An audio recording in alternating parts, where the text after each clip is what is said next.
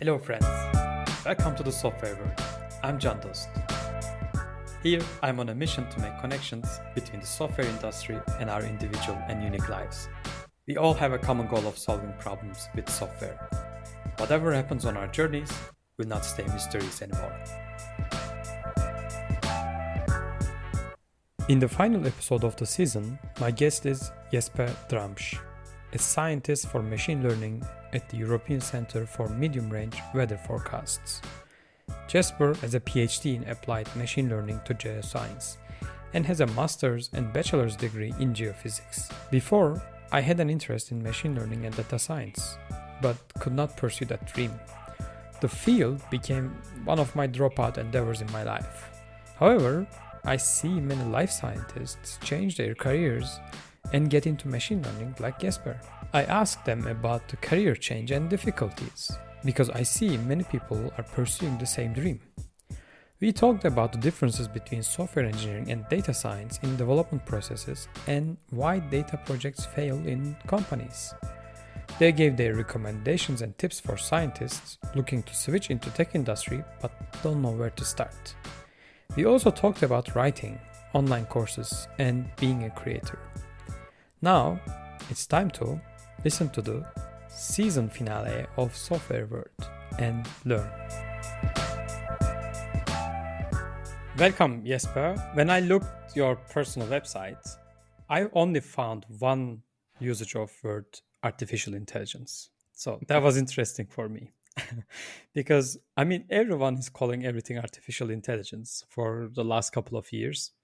Can we, or maybe should we, stop calling everything artificial intelligence? That's an interesting question. I've started using the term artificial intelligence a little bit more after working in industry, but before, so when I was doing my PhD and all that work, I was very, very allergic to the term artificial intelligence, because I feel just because you're applying a neural network to something, that's just a bunch of numbers being multiplied with each other and has nothing to do with artificial intelligence, actually. But people like to stretch their imagination and think that it is something fancy that you do, but a lot of times we just apply linear regression to a problem, right? And that has nothing to do with independent thinking or any understanding of the problem. So that's why I rarely use artificial intelligence, and I think that's a remnant from me being like more of a physicist, that I apply these kind of models, these kind of things to actual problems, and there's no thinking involved. And that's kind of the distinction that I make. What is your opinion? How do you see like the distinction between artificial intelligence and machine learning, data science? If that sprung out to you, how do you see that positioned actually? So for me, most people call artificial intelligence, I see them like all these projects and everything as statistics, not sometimes even machine learning. So applying just some statistical modeling, and people start calling it, hey, we are using AI technologies and etc., which I'm really not liking those kind of things. On the other side, I very much like the idea, or at least the development of machine learning, because it's not new. And it's been many years it's there. It's been still developing. And also I kind of like the idea of, like, I don't know, making it a hype, because when you make something hype, then it becomes reality after a while. That's why okay using artificial intelligence or mentioning it from time to time, but not everywhere. At least let's be honest, like, for me, when you use machine learning or statistical modeling, just say, hey, we are using machine learning. that should be enough. You shouldn't call everything artificial intelligence. That makes a lot of sense. Yeah, I agree. And I think like AI sells. Yeah. So it's a great marketing term. And I think, like, honestly, to most people, artificial intelligence and machine learning, like, most people actually don't know what either of them is. So you can use them interchangeably, but artificial intelligence is a little bit more emotive. But what it actually does, like, most people don't know. So it's not a technical term. And I've seen machine learning be used non-technically a lot more since the hype started, and it's now like everything is called machine learning as well, so we're kind of not at that technical distinction anymore either. The part for me is that data science. So that is more tricky because I cannot really differentiate, like, what should I say data science. That is the part actually I'm curious to learn from you a little bit more, because I think machine learning is part of data science, but I really cannot draw a line or draw anything around data science to put a limit on it. So can you enlighten me on that one? I think machine learning is a technique used in data science. So if you look at it, I think data science is a workflow. So essentially, you get the data, you have to load the data, clean the data, then you want to explore the data and find like patterns in it, and then you have to do some kind of modeling. And machine learning sits well in that modeling part, but it could also be classic statistical modeling or like causal modeling, whatever modeling you do with your data. Like if you do more of the customer thing, then you can apply some classic churn models, for example, and it doesn't have to be machine learning. You just have to model your data in some kind of way, and then you go on and you do the visualization and the reporting. So really you have this workflow that sits relatively established at this point, I'd say, and machine learning fits in that part of the modeling part, but really nowhere else. Like, of course you can use a little bit in the exploration. Ian Oswald has this cool thing. It's a little library in Python where you use random forest to predict the other variables to kind of get like a nonlinear cross correlation matrix. But that's kind of the extent of it, right? Using machine learning to explore, using clustering. But I would like the serious machine learning, I would mostly put in the modeling part. Also, there's always the feedback loops in data science, right? If you find something in your exploration that doesn't fit, where you realize that your cleaning hasn't worked, you always have to go back. So this is also the machine learning modeling part, can always feed back into your cleaning, into your feature generation, all that stuff. So I think that makes it very complicated, right? Yeah, I mean, for me, I still cannot really grasp which part is more difficult than the other, because when I think about it, like cleaning the data and putting a model, like modeling, and then getting the feedback and then reporting and everything around it, like every part seems extremely complex. I mean, that might be related to my ignorance on the topic, but at least still, I mean, I have some knowledge. I have some knowledge in machine learning, and I have finished some courses and etc. But still, for me, it's very difficult to apply these modelings to data. But from your perspective, which part is the most difficult part? Like from cleaning to cleaning data, or even gathering data to the reporting part, from like this whole process? I honestly, I have to agree with you. All of them are really, really hard. And I can't really say which one is the hardest, because if you don't gather your data right, you know how they say garbage in, garbage out. So if you spend thousands, millions of dollars to collect data, and your data is either like biased, like the data that we get before elections, where you call people and only the people that actually want to talk to you answer, that data collection is incredibly biased, and we're slowly realizing that, right? Or in physical data, when you go out on these super expensive ships in marine and you realize, oh, I forgot to plug in this one cable, and that means I didn't have any power source on my collection. So you're paying the entire crew, the ship, all that equipment, and you had an error in there. Or you decide to only keep the wrong parts. So my favorite example is at CERN, so the Large Hadron Collider, where they only keep, I think, 1% of the data that is actually generated, and they have to decide beforehand which one for their specific experiment. And I mean, that happens everywhere. Like, you always have to talk to experts what data you keep. And it's critical because your data might be complete garbage afterwards. If you clean your data in the wrong way, like if you remove certain outliers, you might not know about these extremely important events that might actually be indicators for black swan events or something like that.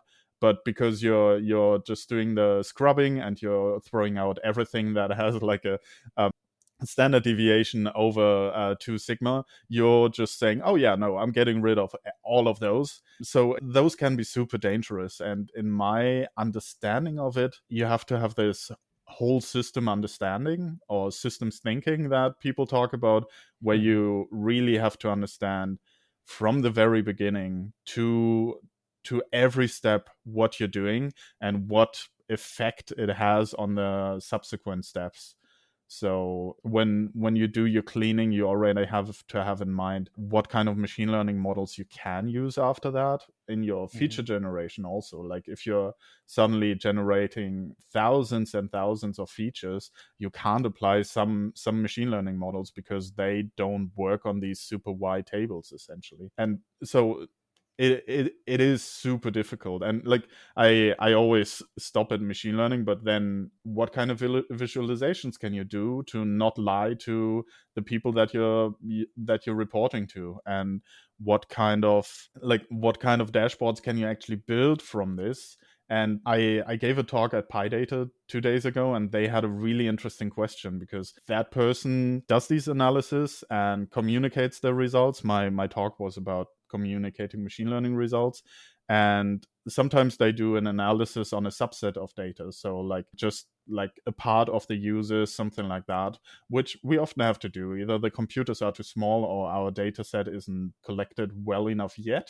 So we take a subset, but you have to put a lot of disclaimers with it, because it only has statistical validity on these users and users like them. But this often falls under the carpet a little bit when you then show it to management or marketing, where they're like, oh, these are amazing results, and then the disclaimer is taken out entirely because people don't understand what that disclaimer actually means. Sometimes it's also cultural in companies, where they just run with results and don't really take caveats. I've seen that like outside of data science and machine learning before, where you build this model only works on this one specific thing, and then it's applied to everything like a year after. It can be endemic to how we treat problems, how we treat solutions.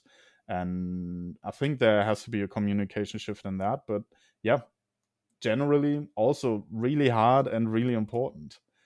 So that's a really long-winded way, I'm sorry, to say I completely agree with you that all of these parts are critical, and all of these parts are very hard. And I think the only way to really get it is with having an understanding of the entire system that you're modeling. So one thing about the CERN, and like leaving out 98% of something at the data out, I talked with a scientist working at CERN. It was purely coincidental. Like I was in a mobile applications developer conference, and they invited a physicist from CERN, which was like a bit, I found it weird at that time, but now I'm really glad that we had a chance. And that person mentioned they decide somehow, I think using again machine learning, to decide which data they are going to keep, which data they are going to drop out, because there are like terabytes of data is just produced from running one experiment. And there is even like, they have no storage for that, and they have no processing power to handle that much data. When I think about all those things, it's still puzzling me, like how you can use machine learning to decide which data you're going to keep, which data you're going to leave out.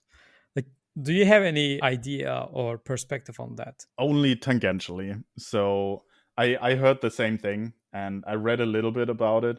The thing with the machine learning that is used there is for very quick decisions, right? Because if you have a random forest or a decision tree or something like that, you get these kind of decisions very fast because they're computed very fast. As far as I understand it, you basically have to model so we have a very good understanding of the physics of particles already. So what CERN is searching for is for irregularities in those. So when they were looking for the Higgs boson, they already knew which frequency range they had to look for this particular experiment, so they could like take everything that is outside of that frequency space and just discard it. Because we already have such a good understanding of what's normal, we know where to look for irregularities, for anomalies.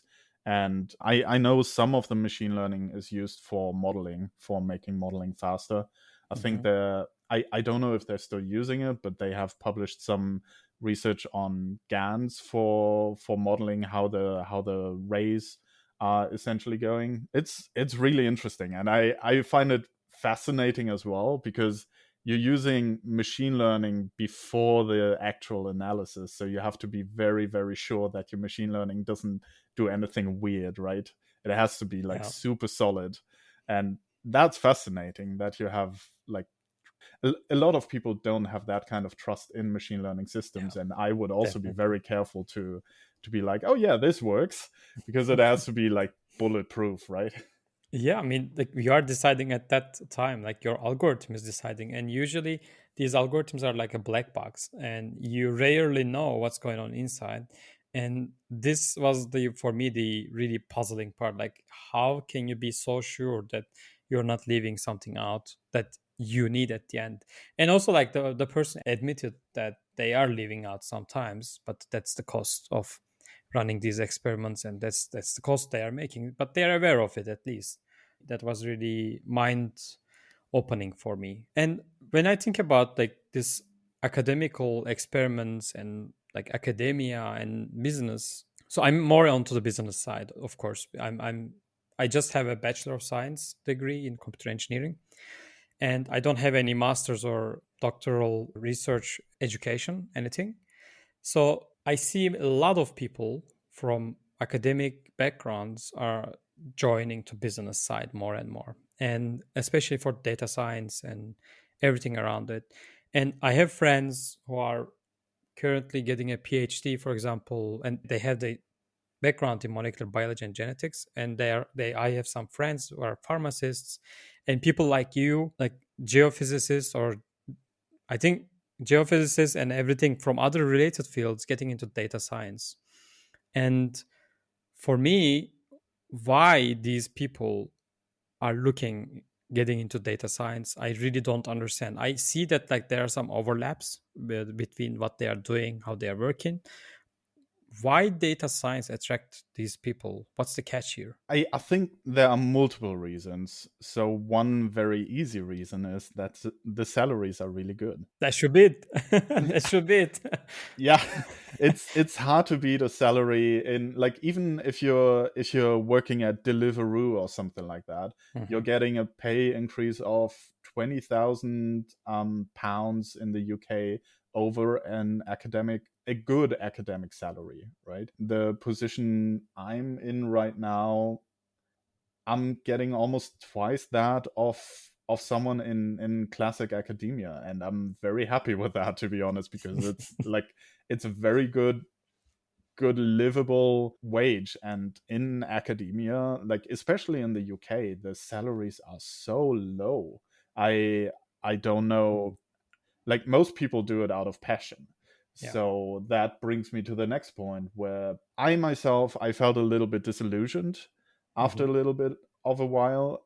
That is in part because if I had kept working in geophysics, my path would have led me into oil and gas. And honestly, Generation Z kind of showed me that I could just maybe not do that and try to apply my brain to something positive in the world. And now I'm working in weather and climate modeling, which is amazing. I'm still very proud of that. And I feel like a lot of other people are feeling the same. So academic systems are very set up to have a strong hierarchy, and you will mostly be working with men that have been in those positions for decades. have no Yeah. intention of leaving, and you have to be very lucky and have no work-life balance to make professor in a lot Yeah. of ways. And then of course you're working on, you're never working on geophysics, you're working on this subset of subsets of subsets, you're Yeah. working on this super small thing. And some people slowly realize that the work they're doing barely has a real world impact. Like maybe three other people care about the exact thing you are working with. And I feel like, especially in my generation, I'm a millennial, and in the generation that in the Gen Z, they're Hmm. looking for having an impact with what they do. So after working 10 years in that field, you're like, okay, I think I'm kind of done. I know everything there is.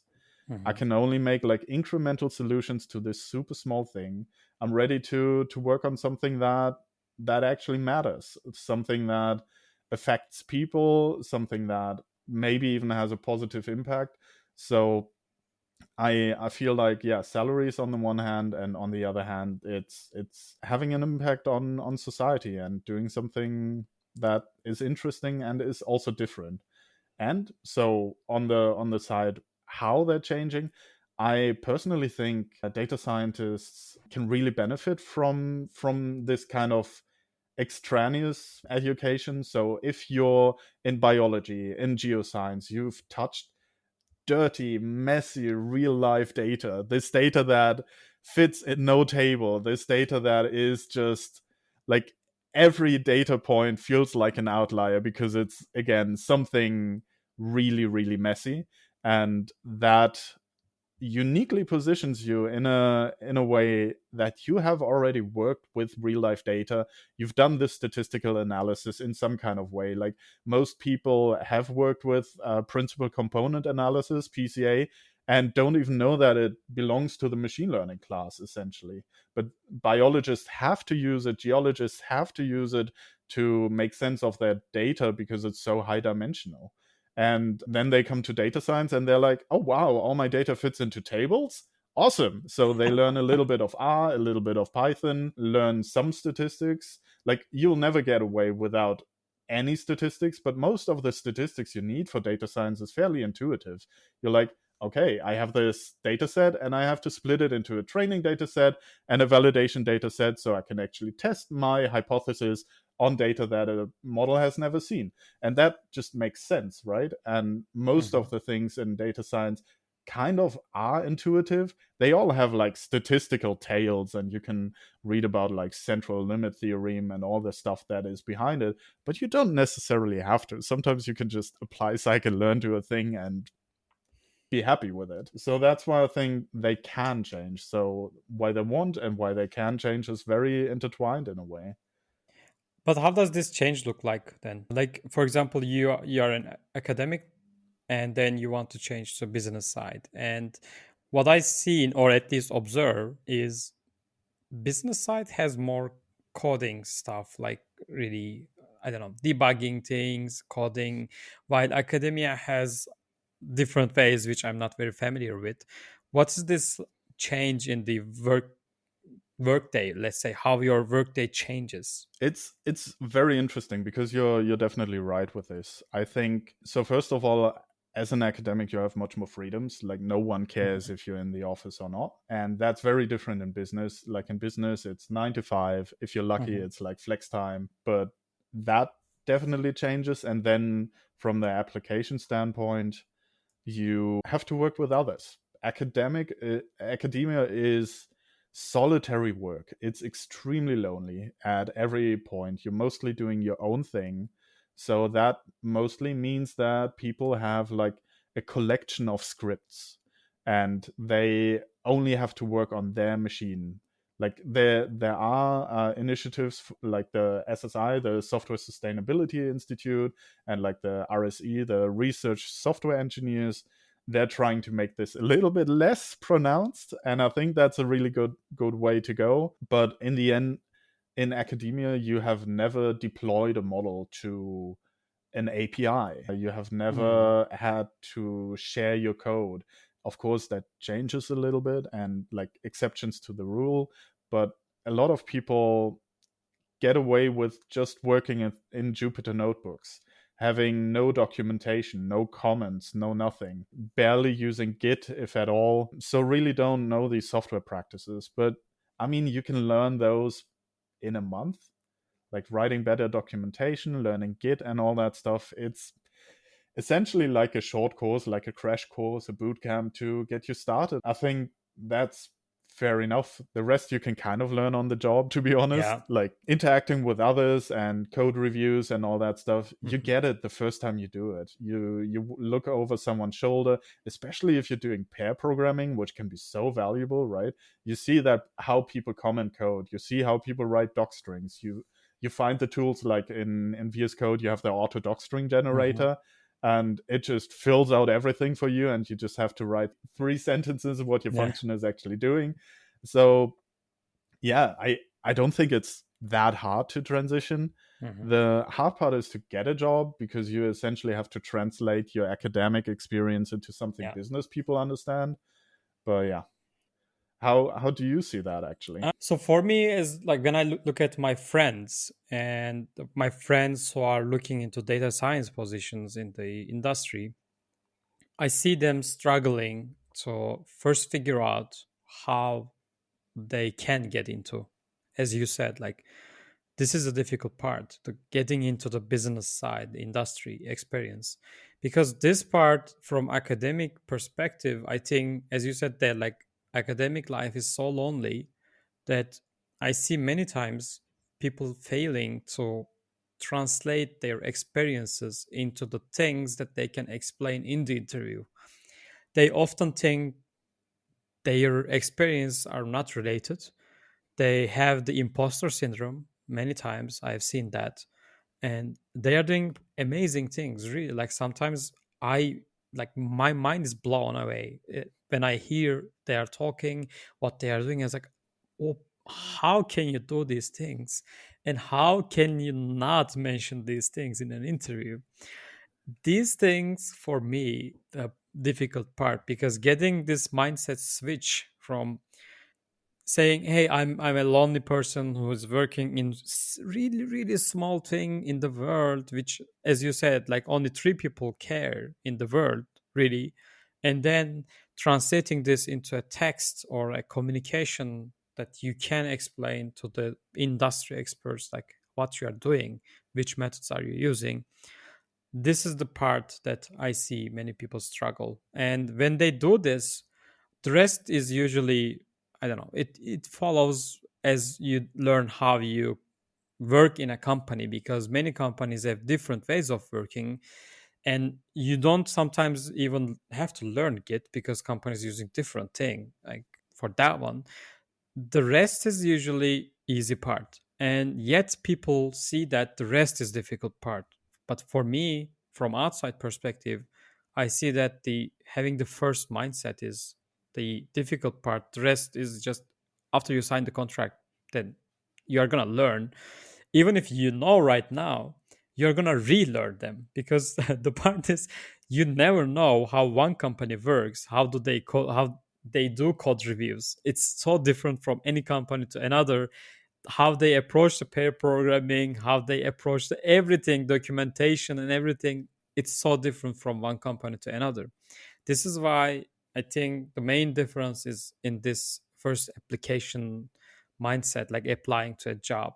That's the part I see it. To riff on that, I think most companies also know who they're hiring. They don't hire you if you're not fit for the job. They know it's going to take you at least, like I always say, a month, but a month is very short. Like I've been in my current position for 3 months now. I'm slowly getting the hang of it. But everyone's like, hey, this is really hard. We're doing world-class modeling here. If you would understand it in a month, this would actually be more worrisome than you taking the time to actually get up to speed. And companies know what kind of work they do and how hard it is, and the manager that is hiring you is aware that you're coming from outside, and usually they completely understand that it will take you, first of all, 2 weeks to get into the computer systems, because you have to like get all your security set up and get a desk and everything if you're in office or whatever. And then it's going to take you at least a month to learn all the intricacies, usually more. And I think they're very aware. And if they're not, maybe it's not that great of a company. Great resignation and all. Yeah. Okay, I have to ask, what would be your like the one single advice for the people who are in this switching time, or if they are looking into getting into data science from academia? Advice pertaining to what exactly? Like for making that mind shift switch? Like one useful advice that you think that will be extremely beneficial. Of course, every case is individual. We cannot identify it, but what would be the general advice that you can give? Look at the things you've done, your experience, and make them digestible in a business sense. So when I write my CV, I've started writing it with like an action word, like delivered, produced, something that is like active and is nice for recruiters and they want to read that sentence because you're active. And then you want the thing that you did with the tool that you did. So delivered mobile app with React backend, and then some kind of number. Like this number can be fairly made up. Like don't lie, but like estimate.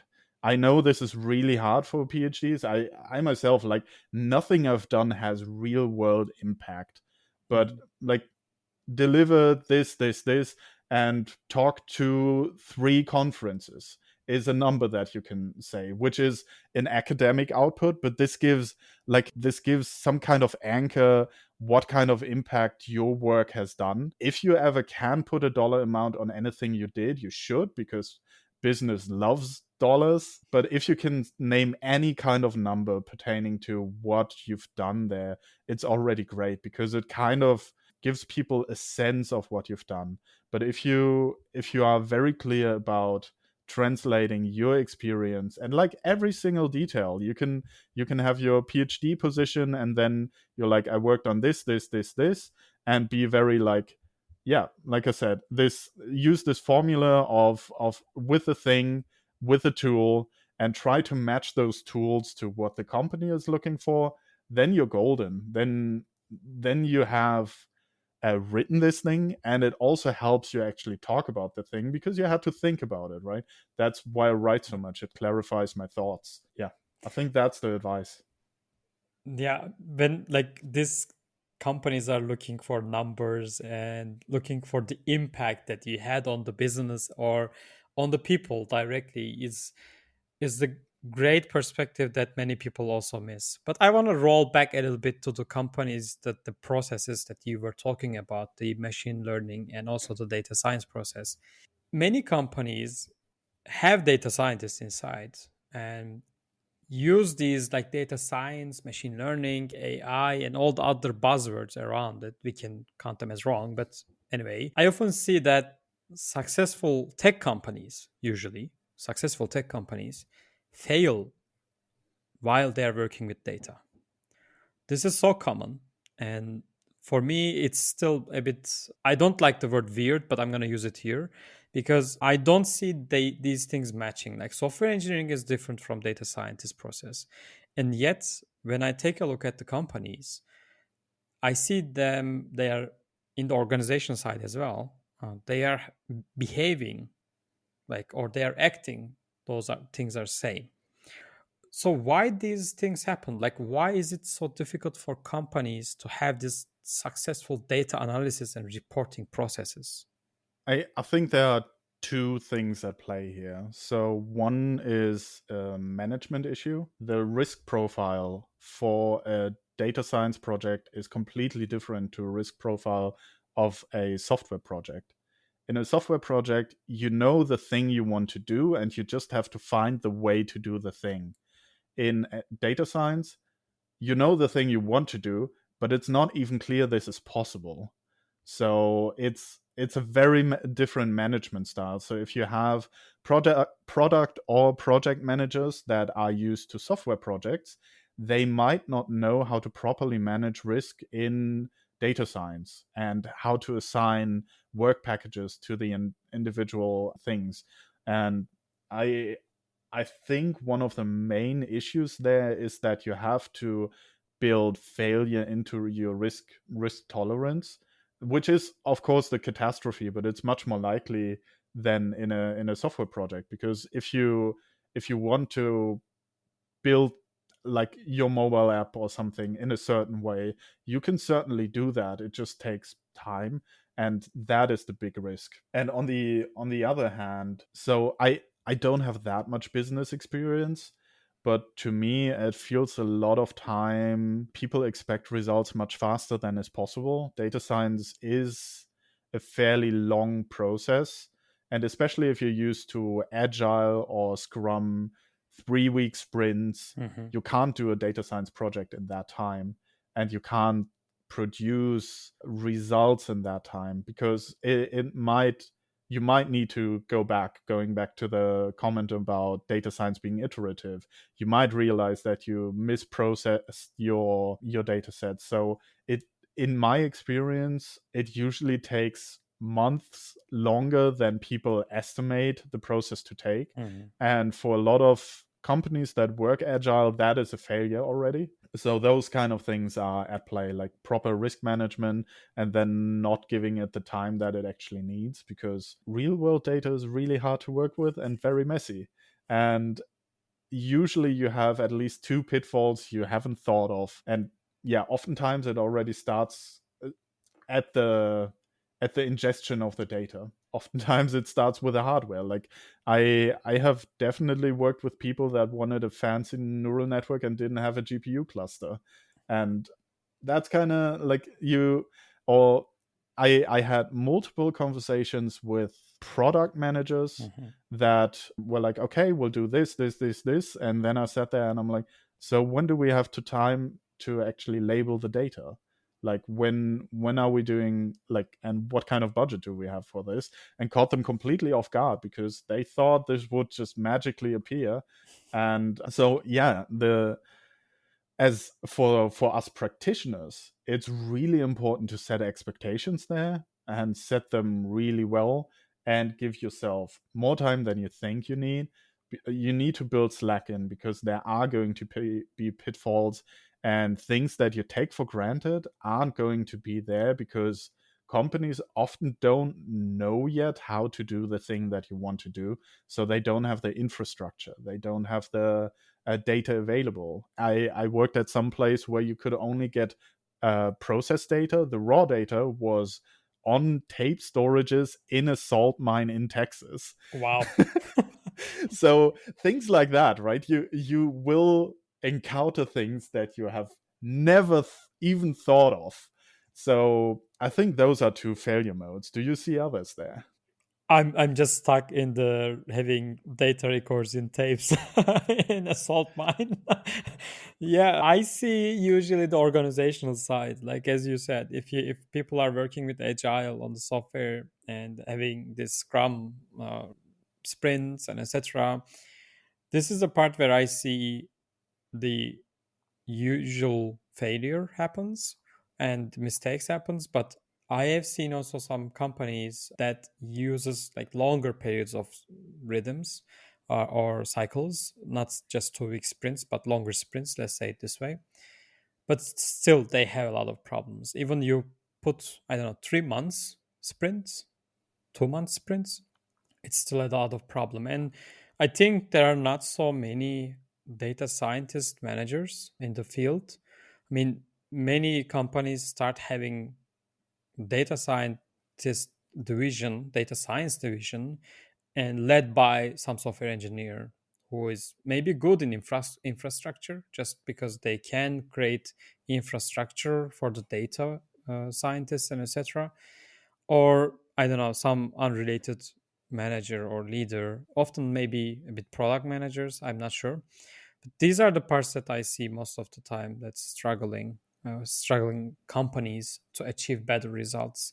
And even though they get some results, I don't think they are learning a lot from what mistakes they did, because like the problem is, as you said, in data science, there's a feedback loop, which I learned from you today, is that you need to go back to the beginning and maybe look at your data, how you interpret it, maybe use another model and do everything from scratch, basically. And if you think about in business terms, this is a full failure, like literally full failure, because you are redoing everything. And so I'm a team lead right now. And if my team is working in that way, I'm a software engineer and I have this mindset. When I think about it, this is a failure. And if I approach the same way, then for me it's already failed project. And I can't blame anyone. Of course, I don't like blaming people. I like to blame processes and how everything works together. But still, it will be very difficult for me as a leader to explain this even to executives because they have no idea about data science. They want to get some reports, they want to see the results, like, hey, what's the expected revenue, for example, even with the most common revenue projections or modelings and etc. What are we expecting in 6 months? And if this is wrong, then this is also a big problem, like for the business as well. Like, how can you do the financial modeling? I mean, of course, there are a lot of companies, and even there right now, there are a lot of really good models that you can use for financial modeling, which is right now should be fairly easy. But at the same time, you use user data to create models and etc. to really project how it's gonna happen. This financial modeling is still a bit troubling, I would say. These are the parts that I see the most mistakes or problems happen. I I think it's also important to see that there's a little bit of selection bias. People really love to talk about the failures, especially if they expected things to fail. Yeah. And other companies that are just where it just works, it just works. Like, what are you gonna talk about? Like, oh yeah, like we made a model and like now it's in production. It's kind of I feel like you hear more about the failures as well, whereas companies where you have like working deep learning models where you they're just quietly like working with those models, whereas companies where they tried it once and then had this catastrophic failure with it, they love to go on talks and everything where they're like and like sit at the table and talk about how bad it works. And I've seen a lot of companies where they have like working data infrastructure and working machine learning models. They're data first companies essentially, so it may be a different mindset, maybe a different problem. But yeah, I get what you're saying. I think it's really hard to not see these big failures and be like, ooh, maybe we shouldn't try it. But I think most companies that have any kind of dynamic system in there are going to eventually be surpassed by companies that manage to harness the data. Because if you figure out how to, you can make it work faster and more efficient and really get everything out that is within the data and is within the reality of your data set. I want to switch gears a little bit here and go to the part where we talked about people getting into the field. And I know you have two online courses that you teach data science and business analytics to more than 2,000 students overall, which is pretty impressive. I'm really curious about why did you develop this course and how does it help people? The why is super easy. Skillshare approached me and asked me if I want to do a course. And I was like, yes, I do. I do like money. That's how that course happened. Then I sat down and I had a look at what do other people do in their courses? What do I think? And then I synthesized everything, like, because Skillshare is quite limited. Skillshare is a video course platform. So it's essentially like a big YouTube playlist, and then at the end you can do a project if you want. So you have to teach everything on video, which makes it very difficult because I have a couple of I find it very boring to just watch people code, and this would Mhm. essentially be it. Just a code screen and you see this is a function to clean your data. This is how you load your data, blah, blah, blah, blah. And I would find that incredibly tedious. So what I did instead is like bookend it with like talking head and try to make it more engaging. And I think in part it worked for what it is, because the reality of these kind of online courses is that they have a horrendous completion rate. So most online courses have a completion rate, I think, around 5 to 10%. The one trick that gets people to complete them are certificates, but even the Coursera courses, horrendous completion rate, and cohort courses, so live courses, they really work at the moment. Maybe people burn out on them as well, but they're also much more involved, right? So yeah, and I sat down and I had a look at some of the teaching materials from Harvard. I think they were talking about this data science flow. Then I did the IBM data science certification. I did that before, I think. Yeah, and so I had like a grasp of what the other experts think, and then created like a curriculum around it, made it very applied. So my idea was, I don't want to teach people Python. I expect people to already know Python, and really just dive into it, give commentary of how I do things, why I do things, and have like the juiciest information in there of like someone that has touched data before. So you can actually, and it doesn't have a lot of theory, because you can learn the theory from people that are much better than me. I have never taken a statistics course in my life. Geophysics doesn't have any statistics curriculum. It's all deterministic. So everything there is self-taught. So clearly people are going to be better at it. Also, like all my statistics intuition is in a different language. Like you learn about like normal distributions as a kid, kinda. You learn about coin flips as a kid, kinda. And I learned all that in German. So all my intuition about like I mentioned it before, the central limit theorem, I had to read that up because someone on LinkedIn was being condescending about that, and I had to know what it is. I know it in German, I don't know it in English. So all that stuff, I'm like, I'm going to just make it from a practitioner's perspective, so people learn how to actually do it. And it's a lot of coding, a lot of watching me code things and how to use Jupyter. And yeah, I think I missed the second question you asked.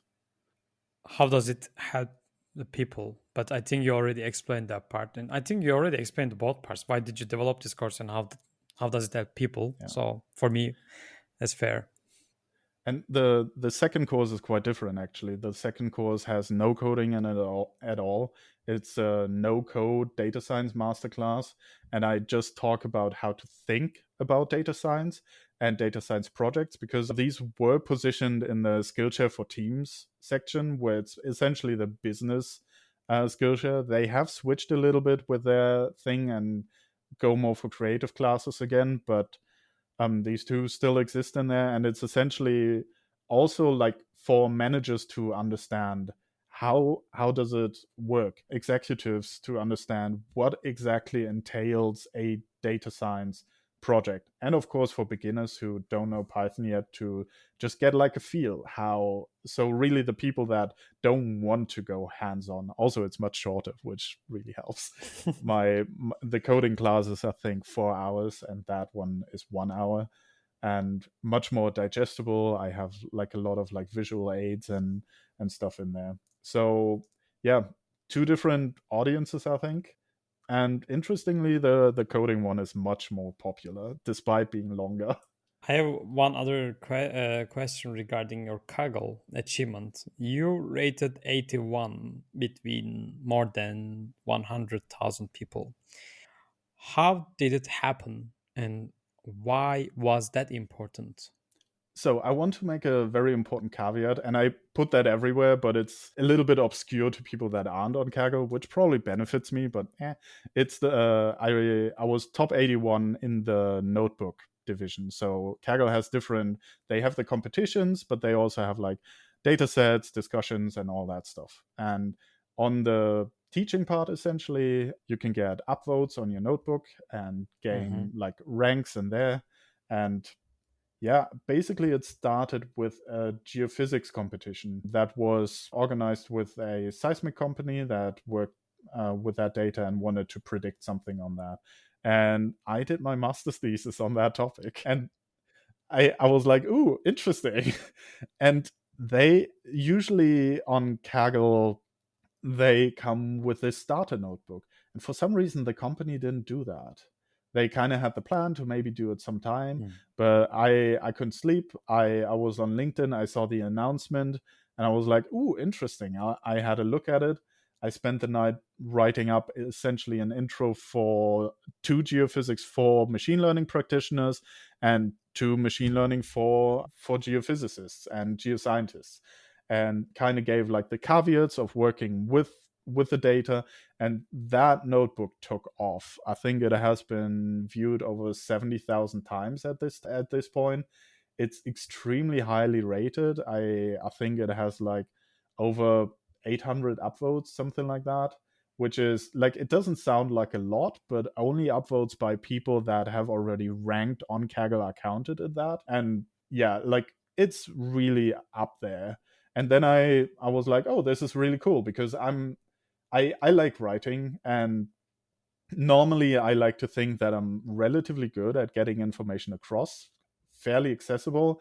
So I did the same thing then on a medical problem, which was almost applying the same model.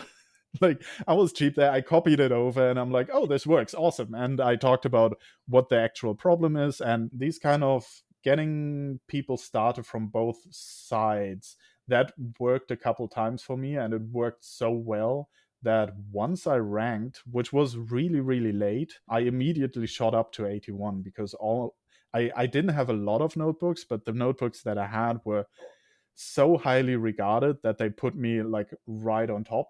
Of course, now it's degrading. I haven't done it in a while, but yeah, generally that was kind of my thing. And now, of course, I can say that I ranked top 81 on the Kaggle notebook division, which is fairly impressive, at least at that point, especially since I didn't do it with these. There are like voting rings and everything now that upvote each other, and then it goes viral, and then it goes up.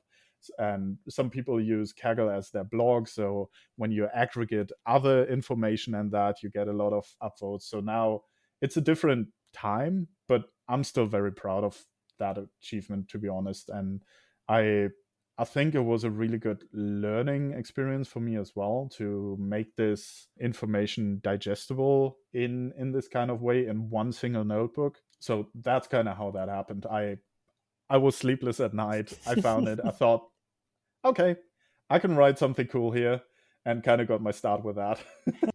Okay, I've got to scratch my itch and ask you, like, how do you do all this stuff? Like, when I take a look at your portfolio, and there are around 20 publications, you wrote a book, which we didn't even mention here. You have online courses, you're active on creating YouTube videos, you have a newsletter.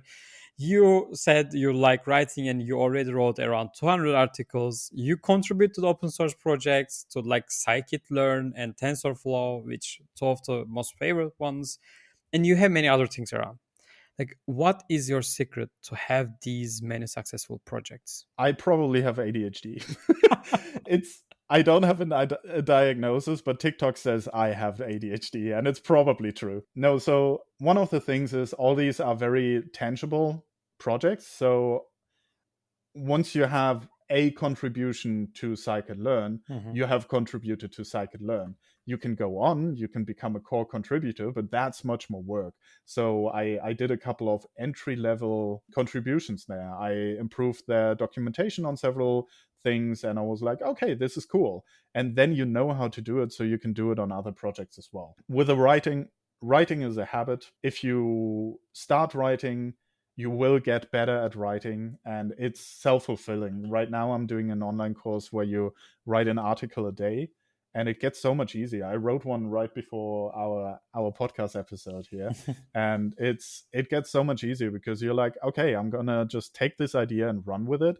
And I didn't realize that either, that it was so easy to just keep going. Then with all the other things, I kind of just do the things I find interesting. So I'm very happy with abandoning projects when I have no interest in them anymore.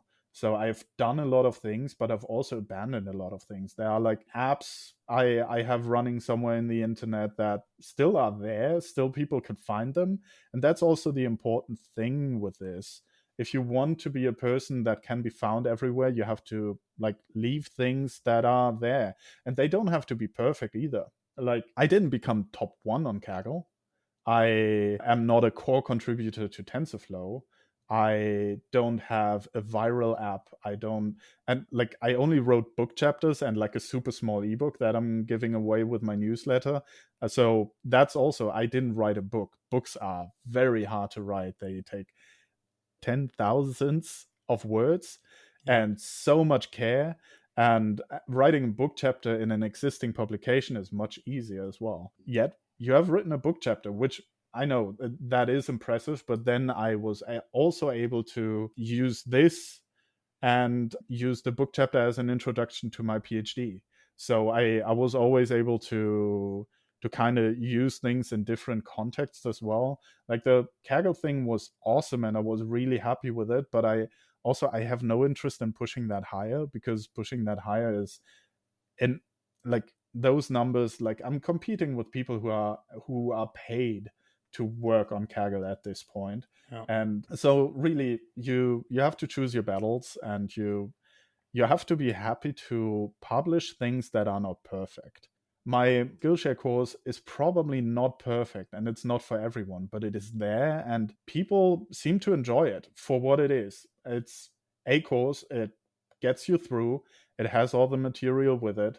And now I know how to make a video course. I'm in the process of recording my third one right now, which is more applied, a little bit shorter. But yeah, I do so many things because in part I'm very easily distracted and just tend to do those things. And then I'm also happy with publishing them when they're not in the super sparkly final state, because I realize people really don't care that much about super sparkly final state. They're okay with an 80% solution, 90% solution. Like I deployed a couple of machine learning apps and none of them work on mobile, which is terrible. Like most of the world is mobile these days, and everyone, like if you were in a business, you would have to make them work on mobile. But because it's just my side projects, I don't have to. I can just put a banner on top on mobile, like this doesn't work with mobile, and be like, yeah, this is fine. Like fixing it would take a week's worth of work. I think that's how. Using like creating one thing and then just spreading over into different fields, like a little bit changing. I like the idea. I really like it.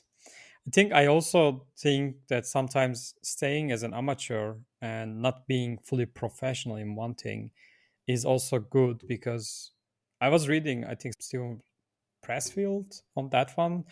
The Art of War. Yeah, exactly. Exactly. It's an amazing book. But yeah, all the things that we are doing, like I'm writing as well, which is really, really shaping my thoughts. And I think I started thinking better. Not only thinking, but also speaking better. That helps me a lot. And all those things, sometimes I think I also personally have to accept that I'm okay with staying amateur in some levels.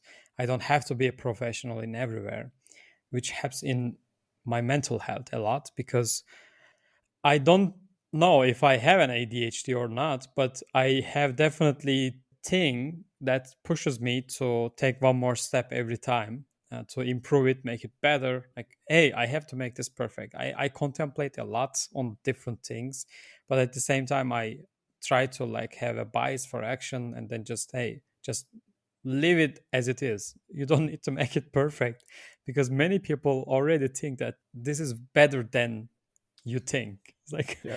I have some articles which I found a little bit weird that many people shared and read, thousands of people. And I was like, I mean, this article is far from perfect. How you like this so much? Like, I really don't understand it. But it still happens. I think that's where we have to leave some, so it's like some amateur spirit. This is such a good point that you made with the bias for action. In the beginning of my PhD, I had a lot of ideas, but I was also very aware from, like, I love self-development stuff. I read a lot of stuff. I listened to podcasts and like entrepreneurship and that. And I believe ideas are cheap. Everyone had the idea for an iPod, Yeah. I'm sure. But there's exactly one company and one like designer team that made the iPod and was successful with it and ran with it. And the same thing is true for every idea that you see online where you say, "Oh, I had that idea as well." Yes, you did. And that's awesome, but whoever it is, whichever idea it is, they delivered on that idea. And that's also the hard part, like bringing an idea to fruition and making it work is so much work. During my PhD, I realized I had this idea for 3 years. And the interesting part is I wasn't quiet about that idea. I was talking about this idea for 3 years, and no one was able to make it work. I was in the end, and it was very hard. But like, people could have stolen that idea. It was a good idea, but no one has the time, no one has the knowledge, no one has the context for it. So yeah, like, if you have an idea, share it, it'll come back. And if someone else actually steals it, like, that's a 1 in a million chance. Also, then the execution wasn't that hard probably, and you should have probably like worked on that earlier. So that's kind of, I don't know. That's also why I started YouTube, for example. When you write, it's very easy for people to steal your writing. I've seen it a lot online, especially on LinkedIn. People like to copy your posts. With blogs, not that much, but people like go in and like, yeah, people steal a lot, especially on influencers on social media. With video, that's much harder because it has my face in it. So I started like doing like talking head videos and stuff like that, just because I think it's not that much of a step up if you're already writing a blog post that is essentially a script for a YouTube video. Yeah, so I started doing that a bit. I've seen people stealing YouTube videos and making presentations, or using the extremist, like literally same content on their channels recorded by themselves. So this is like, I've seen this. So believe me, when people are really willing to steal something, they find ways to do it. That's also very true. Yeah.